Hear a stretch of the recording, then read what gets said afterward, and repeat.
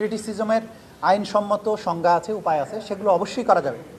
কিন্তু কোনো বিচার প্রক্রিয়াকে চ্যালেঞ্জ করা, যে রাষ্ট্রের ভিত্তি আজকে বাংলাদেশ নামক রাষ্ট্রটা যে জায়গায় দাঁড়িয়ে আছে, সেটা জুলাই অভ্যুত্থানের মাধ্যমে অর্জিত আরেকটি বাংলাদেশ। সেই মহান অর্জন, যে অর্জনের পেছনে 1400 মানুষের রক্তদান আছে, 25,000-এর মতো মানুষের অঙ্গহানি আছে, অজস্র মানুষের চোখের পানি ঝরেছে, অনেকে কারাবরণ করেছেন, আদারওয়াইজ নিপীড়িত হয়েছেন। সেই মহান একটি অভ্যুত্থান বা বিপ্লবকে সো কল্ড বলা, এটা ধৃষ্টতা, এটা আদালত অবমাননা, এটা রাষ্ট্রদ্রোহিতা। এই ধরনের কথা আদালতে বলার কোনো অধিকার কোনো আসামির নেই। এই আদালত যেখানে বিচার অনুষ্ঠিত হচ্ছে, এটা গণপ্রজাতন্ত্রী বাংলাদেশের সংবিধানের অধীনে প্রতিষ্ঠিত একটা আদালত।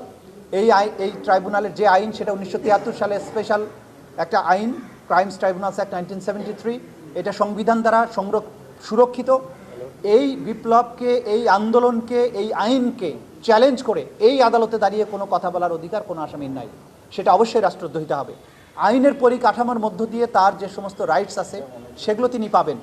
এই আইনের পরিকাঠামোর মধ্যে তিনি সাক্ষ্য, তার পক্ষের যে সাক্ষ্য আছে সেটা উপস্থাপনের সুযোগ পাবেন। প্রসিকিউশনের উপস্থাপিত সাক্ষ্য প্রমাণের ভুল ত্রুটিগুলো চ্যালেঞ্জ করতে পারবেন, সেগুলোর ব্যাপারে তাদের কাউন্টার আর্গুমেন্ট তারা দিতে পারবেন। কিন্তু আইনকে চ্যালেঞ্জ করা, বিপ্লবকে চ্যালেঞ্জ করা, রাষ্ট্রকে চ্যালেঞ্জ করার কোনো অথরিটি কোনো আসামির নেই, বাংলাদেশের কোনো নাগরিকের নেই। আপনি তো এই প্রেক্ষাপটে তাদের বিরুদ্ধে আদালত অবমাননার অভিযোগে ব্যবস্থা নেওয়ার জন্য আর্জি জানিয়েছিলেন, সেটা কি গ্রহণ করেছে? আদালত বলেছেন যে না, এই মুহূর্তে কন্টেম্পট আমরা না করলেও তাদের এই কমেন্টগুলোর ব্যাপারে আমাদের অবজারভেশন